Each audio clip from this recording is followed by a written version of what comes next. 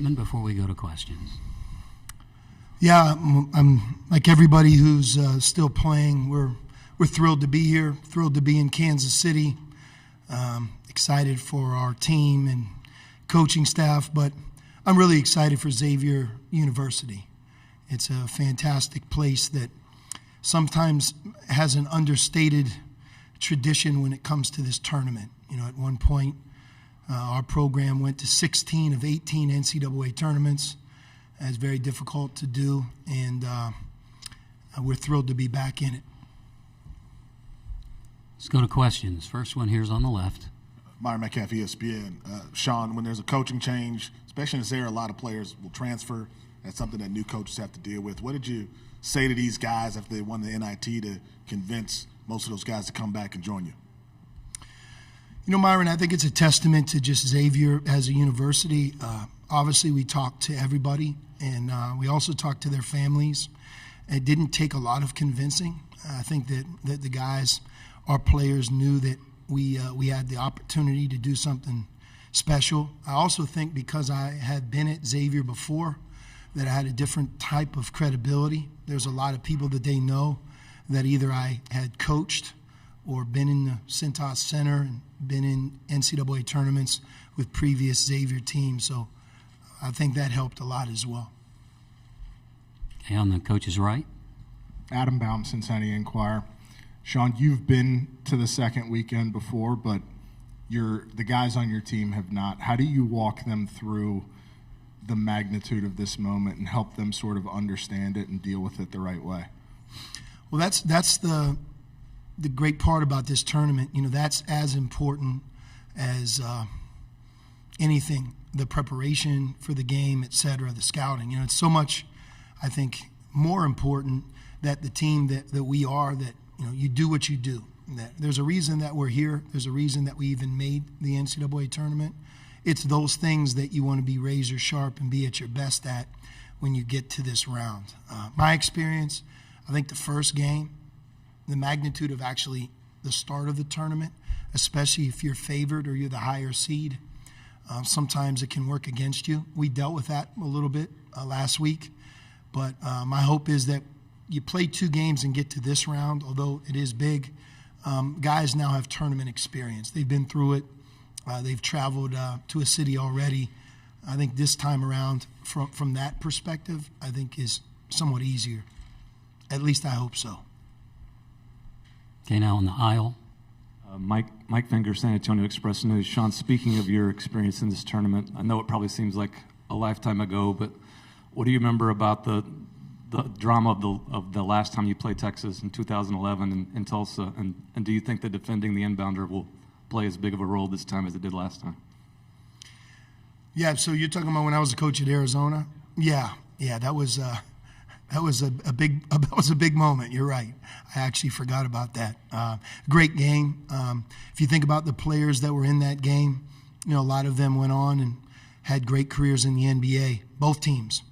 And but I think that game was always a reminder for me of, you know, you advance, it's like you did it, and you don't advance, sometimes you can really feel like a failure. And in that particular game, it was almost like a single moment that differentiated going to the Sweet 16 and not. And then, you know, once we got to the Sweet 16 that year, we caught fire, and we beat Duke and then lost in a thrilling game to UConn, who went on to win the national championship. So,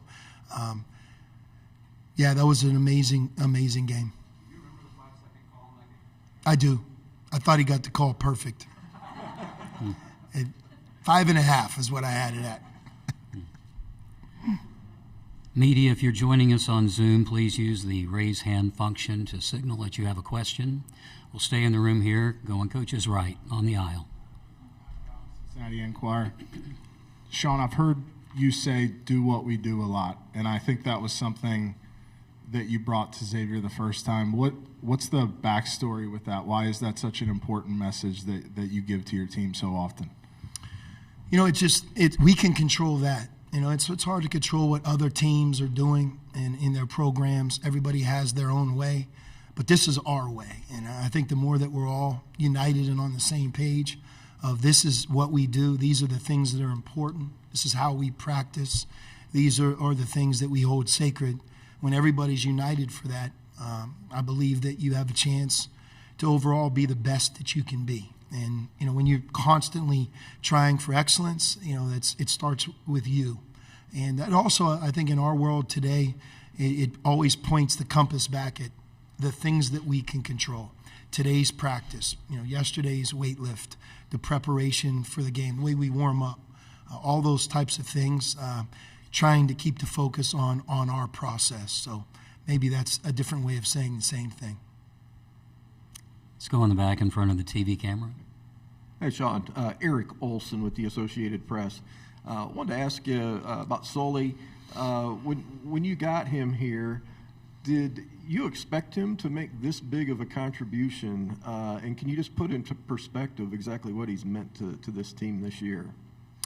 Yeah, it was around this time we began to recruit Sule once he was in the last year's transfer portal. We knew a lot of different people that knew him. One of the things that helped me is he played at UTEP.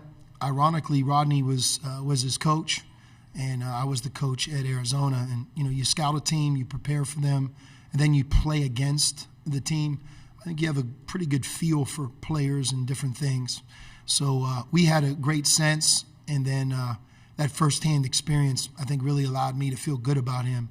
Could I have projected that he would be a first-team All-Big East player and have the meaning that he's had for our team? No way. Not that I didn't think he was as good as he is.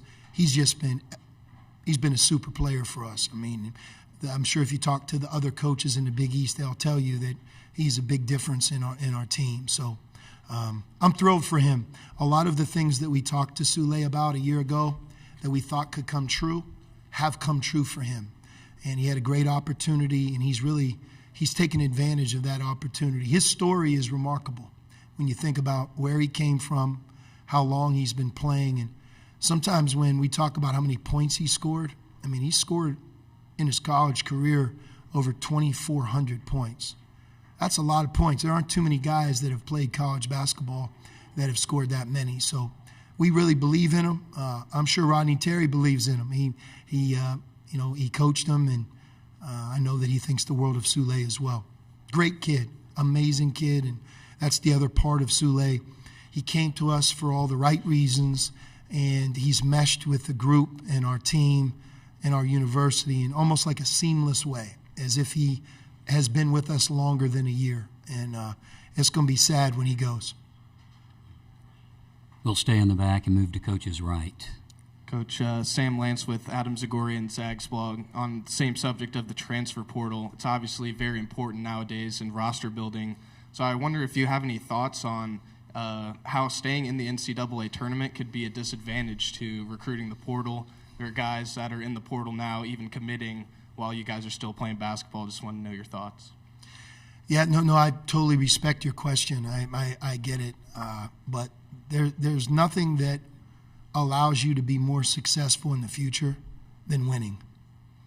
And advancing in this tournament supersedes any phone call that I can make, because we can talk about it, but when you're doing it, I think there's a different credibility.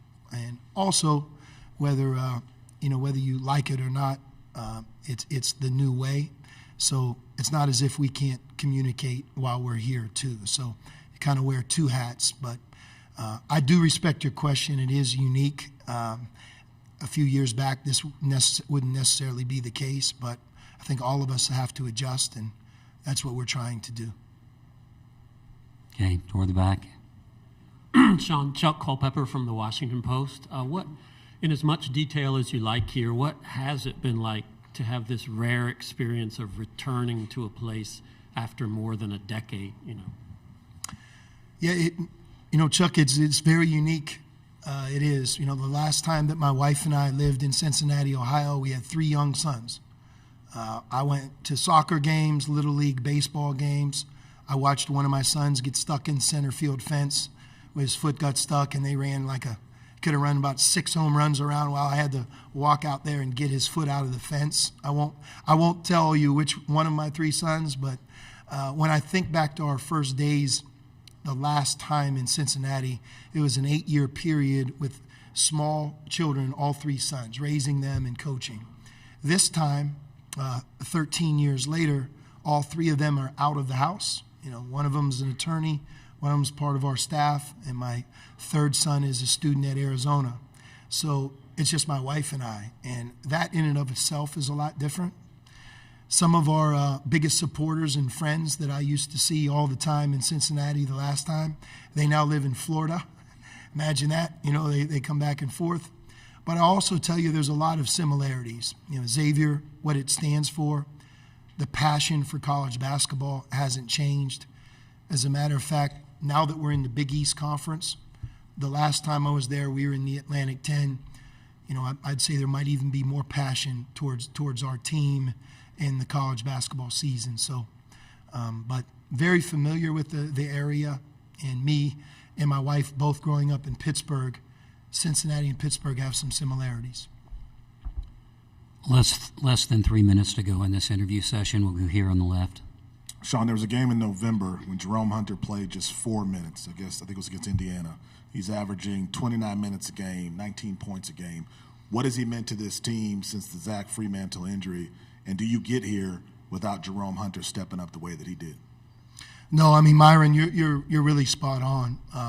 I would tell you that Jerome is like a throwback story.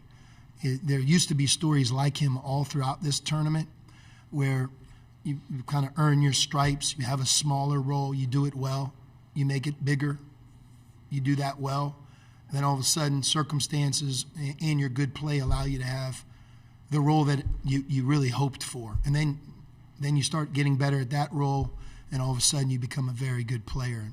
And that's exactly what he did. In November was our roughest moment, him trying to adapt to a new coach, a new style, figure out what we were asking for. But to his credit, when he figured it out, he made it his job on a daily basis. And Jerome is one of our best practice players. I've never seen a guy who shows up every day in practice and gets it done, it eventually not translate into a game. And all of those things are who he is. And if there's one player that I would point to kind of that you want to embody the culture of a team or a program, it would be Jerome, because he just simply plays to win. And everybody in our locker room knows it. He knows it. And I'm just incredibly happy for him. And as a coach, I'm very proud of what he's become, because, no, we would not be here today without him. One last question here on Coach's Right. Paul Fritchner, Big East Digital Network. Sean, the Big East has 3 teams in the second weekend, UConn, Creighton being the other 2, and you're 4-1 against those teams this year. So how impressed are you with the performance of the conference this year, and how much confidence does it give you to see how you've done against that competition? No doubt, the Big East Conference is one of America's best. This year in particular, Paul, as you know, and I don't know if enough people have talked about it, we've played 10 home games and 10 road games. Not only is it very, very competitive, but the 20-game schedule, I think, is toughened to all of us. You add in 3 more games that we played in Madison Square Garden, that's 23 games against Big East competition. I will tell you this, it's no secret, you play Creighton, you play UConn, they're going to be really tough to beat. Both teams are excellent, and I could see both of those teams being able to get to the Final Four.